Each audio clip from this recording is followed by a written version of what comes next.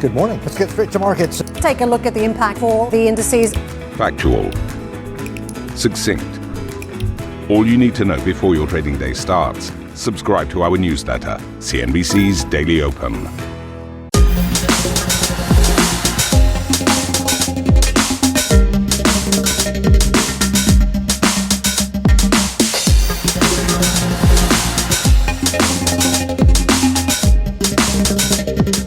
Beyond the Valley. Hello and welcome to Beyond the Valley, the podcast that explores the world of tech. I'm Tom Chitty and with me is CNBC's senior tech correspondent Arjun Karpal. TikTok, the Chinese social media video app, is once again at the center of the US-China conflict. This week, the US House of Representatives voted in favor of a bill to force parent company Bytedance to sell the app in order for it to remain available in the US. With a hugely successful but secretive algorithm and 170 million users in America, will China really sell one of its most important assets? And if not, does this amount to a ban? Beyond the Valley. Arjun, good to have you back. How are you? I'm well, thanks, Tom. Is it nice to be back? Question marks, isn't it? Always after a holiday. What do you think? Lots. Going to be quite candid here. I again, we're talking about holidays, which I know that, some listeners like and some listeners don't, but we'll just, we'll plow on. I think that holidays sometimes can be a total waste of time because when you come back, you're more depressed at being back at work than you were before you went on holiday. The purpose of a holiday, or the best part of the holiday, is the bit leading up. I've mentioned this many times. It's the leading up to the holiday. So if we could just bottle that feeling, that sort of excitement, that would be great. But luckily, waste of money. Well, yeah. And luckily, I get to come back and record Beyond the Valley, so that makes everything better for me. Yeah, you thought you'd slip into sort of, casual, sort of couple of coffees in the morning, maybe write a story here or there, keep it relaxed, but it hasn't quite worked out like that. This has been one of the busiest days I've had this year, and it is my first day back after about 7, 8 days off. So you can imagine I'm pretty discombobulated, maybe. The tech industry waits for no one, Arjun. That's that. Right. I know that. Before we get into our main story, let's find out what Arjun's stat of the week is. 170 million, Tom. Stat of the week, 170 million. Okay, 170 million. I'm writing that down. I think I know what that is. Terrific. Okay, just to remind our listeners that if you have any questions on what we've discussed this week or past episodes, then email beyondthevalley@cnbc.com and we will answer them right here on the podcast. Later in the episode, we'll also be discussing Alibaba. If you listened to last week's episode, we did a deep dive on Alibaba and its attempts to make a comeback of sorts. Well, this week, the EU are opening a probe into AliExpress, Alibaba's international e-commerce platform. So we'll talk a little bit more about that later. But for now, TikTok, with US lawmakers firmly having the Chinese social media app in its crosshairs. Arjun, for our listeners, explain exactly what this bill that passed in the US House of Representatives actually means. So remember, it's not law yet because it has just passed the House and needs to pass the Senate and then get the signing from the president. But so far, what we understand is effectively Bytedance, the owner of TikTok, would need to divest or sell TikTok in the US, or the app would not be allowed to be distributed on the app stores in the US, and it would not be able to be distributed anywhere in the US, really. And so that's the state of play, and that will need to happen, I think, roughly within 6 months of the law, if it does pass, coming into effect. And so that's really where things stand right now. It's a pretty dire situation, I'd say, at this point for TikTok and for Bytedance. The stages that it needs to go through. So it's passed through the House of Representatives, and then it will go to the Senate, and then will it have another stage beyond the Senate? It needs sign off from US President Joe Biden, who I think's already said that he'd give it the okay if it got to that stage. Even after actually having a TikTok account himself 12 months ago, opening one, which I found ironic. But anyway. It very much is ironic. I love it when all the politicians sort of bash on these social media accounts, and they often do them on those very same social media accounts. That's quite fun. But certainly, that's where we're at the moment. So it's a pretty difficult situation. I tell you why. Bytedance is such a fascinating company. I think we may have touched upon them before. This is a company that it has been a disruptor in China, right? China was very much dominated by the established internet companies for a long time, Tencent, Alibaba, etc. Bytedance comes out of nowhere, commands a huge valuation, grows super quickly, and one of the things that China's not been as successful at is exporting internet platforms and social media companies, right? If you think about outside of China, the social media platforms that dominate are very largely American. When you think about Facebook and Instagram and Snapchat and others, and finally, China had this export in TikTok, which is taken the world by storm and disrupted many of those American players as well to a large extent. It's taken advertising dollars away from some of them. It's challenged, some of those American companies for eyeballs of users. And now, in the US, it potentially could face somewhat of a ban. I find it interesting how it seems to go in stages. It was, a few years ago where everyone was saying, well, TikTok's a national security threat, don't download it on your phones, at least for government officials. And then sort of it goes all quiet again and everyone's using TikTok and it's not seen as a national security threat. And this goes for, the UK and the EU and as well as the US.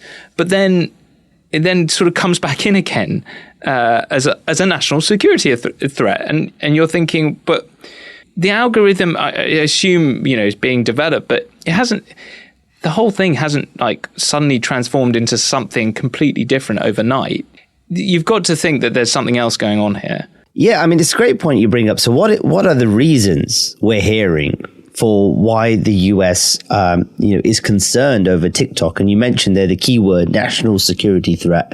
That's something that, and remember, this TikTok issue is not new. It began with the Trump administration, prior to the Biden administration, who also was looking to force Bytedance to sell TikTok, and their American business. And it was the same reason. The US government is concerned that the data of millions and millions of Americans who use the platform could get into the hands of the Chinese government. And they've criticized the alleged links between Bytedance and the Chinese Communist Party. But, to date, there hasn't been huge evidence that, the data of millions of Americans is being leaked to the Chinese Communist Party at this point. But that is the concern. And what's interesting is the parallels here we've seen with Huawei as well, when we've spoken about Huawei in the past. And Huawei effectively was banned, has been banned in many countries because of this same concern. And I think it was back in 2018, I was sort of reporting on this law in China. There's a couple of laws. And what they appear to say is that if, under national security reasons, Beijing, the Chinese government, asks a company for data on users or whatever it holds, that company is obliged to hand over the data to the Chinese government. And there is very little redress for that. You can't argue the case in a court. You can't say no.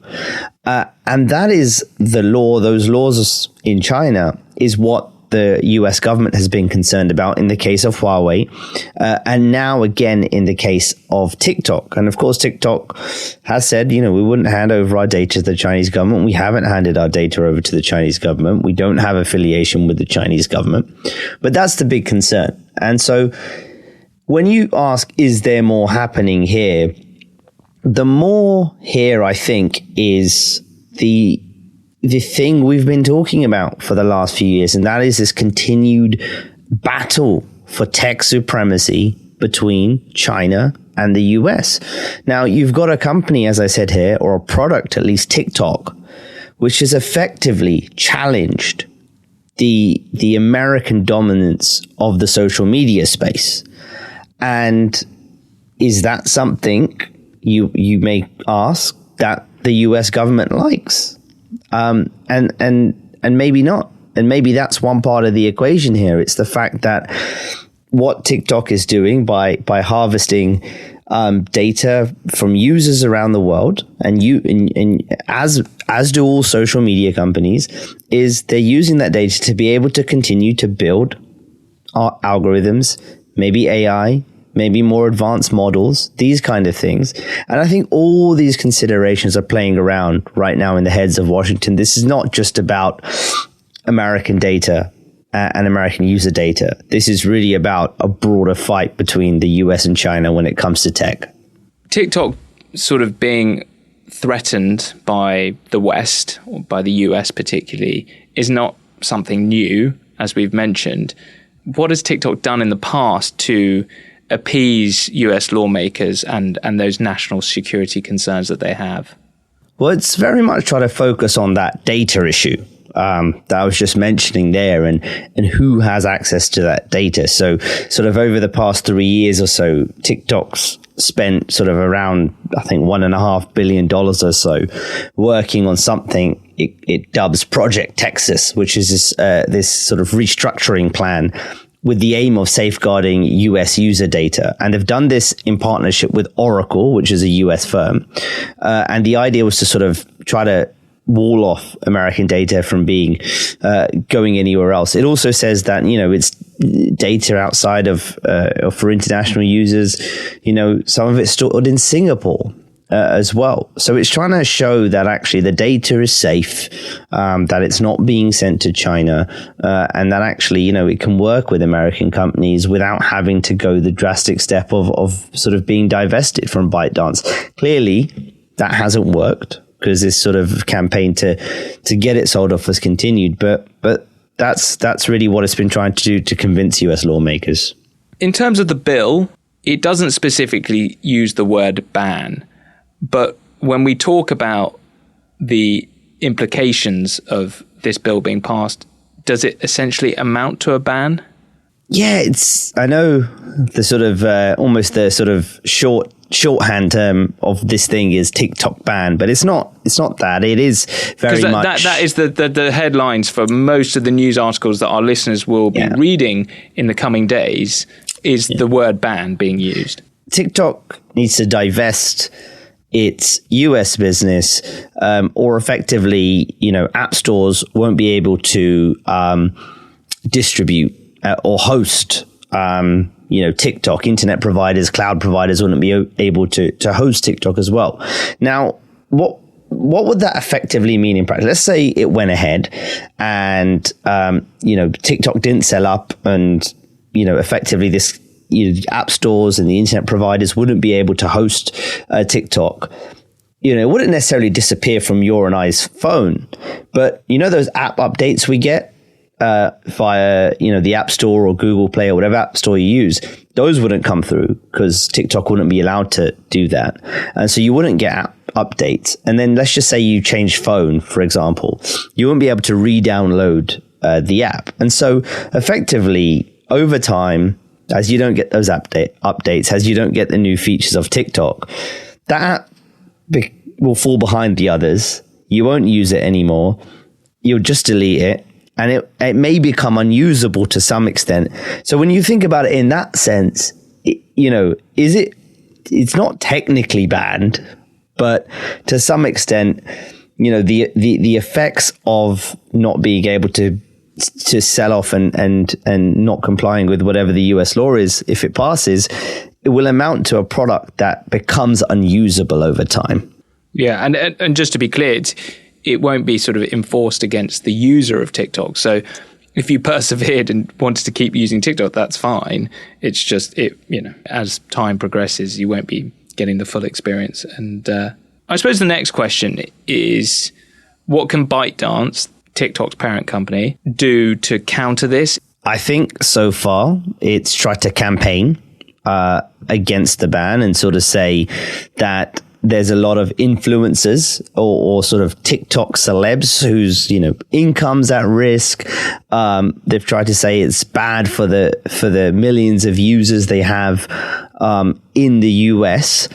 So they're trying to make the case almost to some extent to the lawmakers. But also, just quickly, Arjun, with the 170 million users that they have in the US, isn't that a huge group of people that can campaign for them on their behalf? Yeah, that's exactly, and I think that's exactly the sort of the tack they're taking. I mean, the CEO of TikTok, Shouzi Chu, he was basically appealing directly to the users and telling them, keep sharing your stories, he said. Share them with your friends, share them with your family, share them with your senators.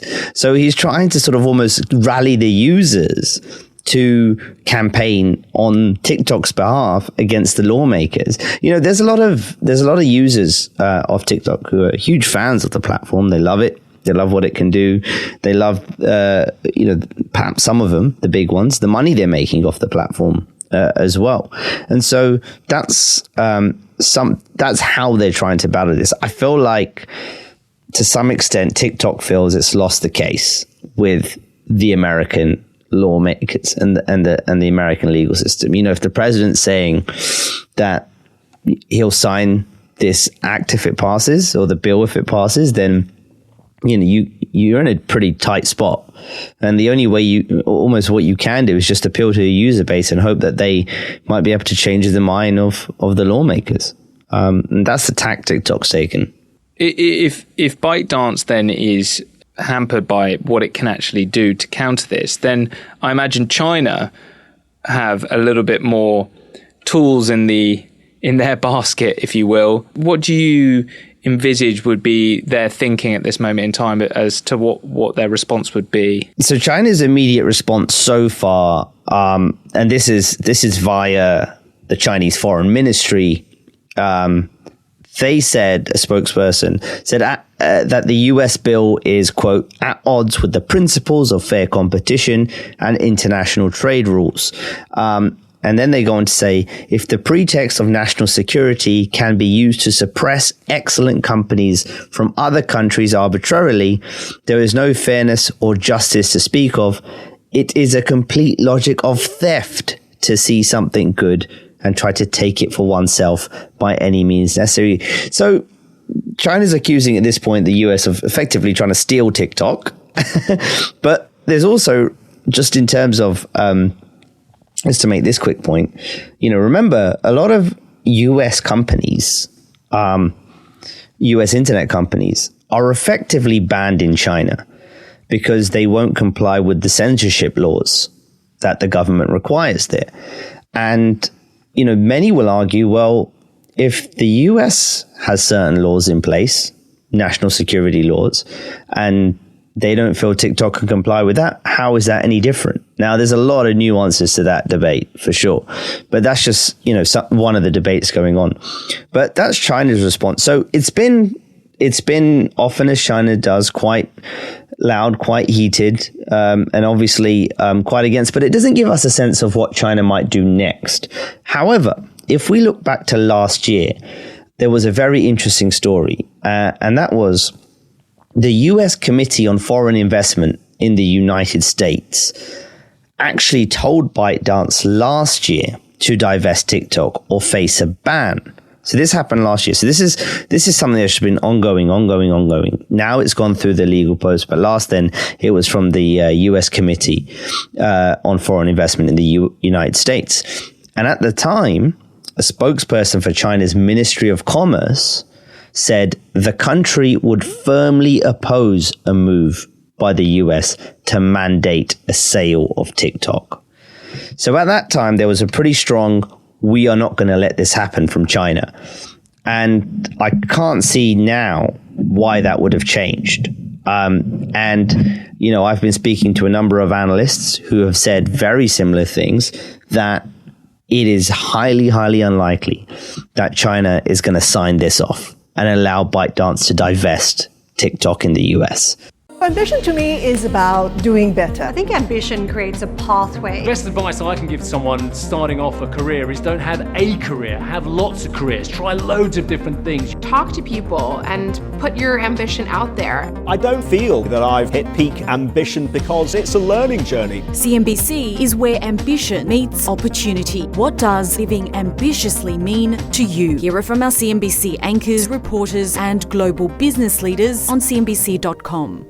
Okay, while it's highly unlikely that this sale would go ahead, if, you know, ByteDance was to sell TikTok, that's not a simple process, because of the algorithm, for one, being, you know, hugely valuable, and whether, you know, China would want that in the hands of a foreign power, or a foreign company, should we say, and then also trying to transfer all that intellectual property as well over to another company, another foreign company, can't be a simple process either.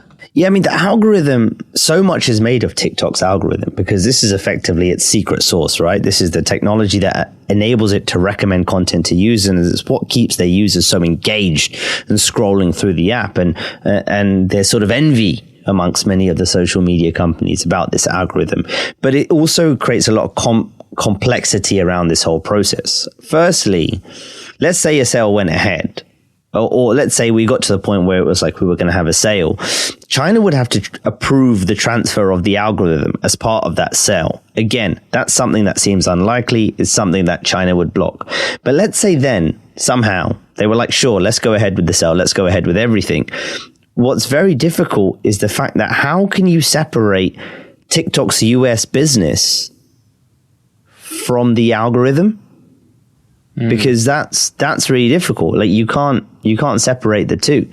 So if China said, "Oh, actually you can do the sale without the algorithm," though, that's near impossible. But also, how do you separate if the concern is over data getting into the hands of American or the Chinese government, but TikTok runs on this one algorithm that has come from China, how do you separate the two? So that's another really big, I think, issue here.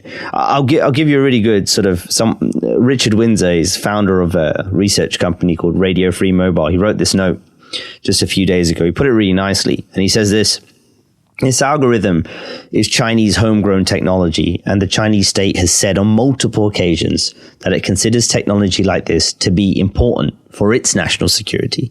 Hence, it will not allow Chinese technology of this nature to leave its shores or to be in the hands of countries which it considers unfriendly. This makes a severing of ties between ByteDance and TikTok USA highly problematic, as TikTok USA needs the algorithm to function, but this will then contravene the wishes of the Chinese government and the laws it has put in place. So that's that. I mean, you know, if it wasn't complex enough, that adds another spanner in the works.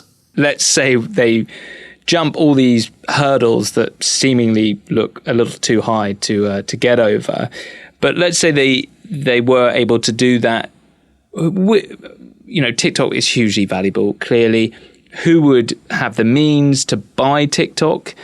Who would want to buy TikTok? And what does that also mean for other social media platforms? Are they suddenly now more valuable? I think for TikTok, we had an analyst on CNBC say that TikTok's US business alone could be worth $60 billion.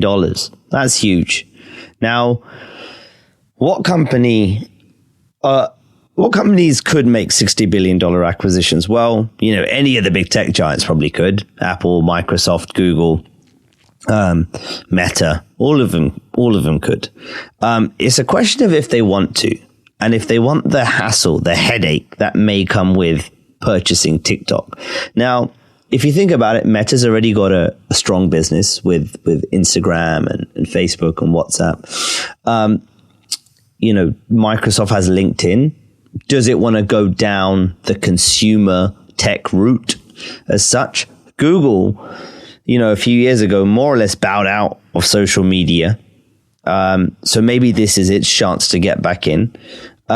We had some news break on CNBC as we were recording this podcast that former Treasury Secretary Steven Mnuchin is building up a group of investors to acquire TikTok as well, which is fascinating. Will it be a consortium? Will it be, one company? These are all questions, but there could be sort of an unlimited number of buyers really in the US, given the size of some of the tech companies there, the consortiums, the VCs as well, private equity. There's so many different options, but this is, as you said quite rightfully, Tom, hypothetical at best at this point. Okay, let's move on. I'm sure we'll keep tabs on that story. But for now, let's find out what else is happening in the world of tech. So, Arjun, the EU are opening an investigation into AliExpress, Alibaba's international e-commerce platform. What are the reasons behind that? So the EU this year, a very, very big piece of legislation effectively became enforceable, and that's called the Digital Services Act. And it's a very wide-sweeping legislation aimed at basically keeping tech giants in check in various areas, from, antitrust to ensuring misinformation is not rife on their platforms. And so under the Digital Services Act, the EU's already opened a probe into X, Elon Musk's social media platform, and TikTok. And now it's opened one into AliExpress. And what it's really focusing on is what it says, various things. Firstly, a lack of enforcement of AliExpress's own terms of service, which prohibit certain products that pose a risk for consumers' health, such as fake medicine. So it's saying it feels there's a lack of protection against that. It's also saying that there's potential violations here about allowing minors to access pornographic material on the platform. So there's various areas it's looking at this point, and it's all part of this push under the DSA to make sure platforms are cleaned up and not having misinformation, not having illegal content, as they call it, and making sure, particularly if you're an e-commerce platform, that the products on your platform are not dangerous and harmful to consumers. And so that's what's happening right now. There's no sort of timeline on this probe, but it will certainly continue for a little while as the EU tries to gather evidence and figure out what's going on and whether ultimately AliExpress has violated the DSA provisions. It also is probably not lost on our listeners that this is another Chinese tech company in the crosshair of Western lawmakers. Just to carry on the theme. The bigger point in all of this as well is that, that have you ever heard the term splinternet? Yes. It's a funny term, isn't it? It's a fun term. But effectively, the idea here is that we're going to eventually end up with a world with a bifurcated internet. So whereas before everything was easy and easy access and there were single standards everywhere. And everyone had the same access to the same internet, essentially. We're going to get into, net neutrality, I imagine, is what you're sort of... Partly, but also I think it's such a ill-defined term, really, but there's so many ways that people see it. One is a world where the internet, there's two internets, one run by China and one run by the US, and that's it. And certain countries may adopt a more Chinese internet, and others might adopt a more US centric internet. The other one is, the internet requires standards, and these take years and years and years and years to build up. And there's a chance that this is what makes things easy on the internet and things interoperable, and why you can use your phone in another country and all these kind of different things. What happens to those standards and what does it mean for the consumer experience? I think you're starting to see early signs of that with the way the US and China have played out their sort of technology battle over the past few years. But that's, I think, when we talk about Chinese companies in the crosshairs of the EU and TikTok under fire in the US. These are the kind of sort of broad, bigger debates that are happening as well. You know, potentially we do a whole episode on that topic. Before we finish this week's episode, we've obviously got to do stat of the week, which, remind our listeners, is 170 million, Tom. You know, Arjun, it was in my intro, 170 million. But I don't know your intro before the episode happens, so I just have to hope. I think I'm going to get this one right. It's going to break the deadlock. I really hope you don't. It's the number of TikTok users in the US. Very, very good. I was hoping you didn't say in the US part, and then you would have been wrong. So that is very, very good. Fantastic. You've broken the streak. You've broken the streak. I know. Well, it had to come to an end at some point. So thankfully, that's happened today. All right, terrific stuff. Well, thank you, Arjun, for fitting us in. That's it for this episode. Before we go, please follow and subscribe to the show. And if you'd like, you can also rate us, which would be great. Thank you, Arjun. Thank you, Tom. We'll be back next week for another episode of Beyond the Valley. Goodbye.